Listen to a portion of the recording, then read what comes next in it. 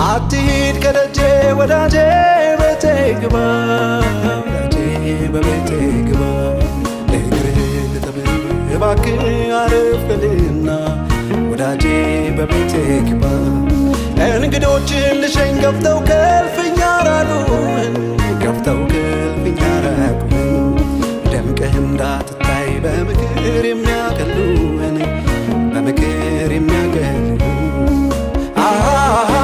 ደጆች ይከፈቱ የክብር ንጉሥ ይግባ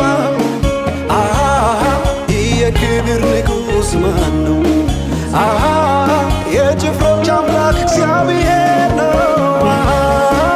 ደጆች ይከፈቱ የክብር ንጉሥ ይግባ የክብር ንጉሥ ማን ነው? የጭፍሮች አምላክ እግዚአብሔር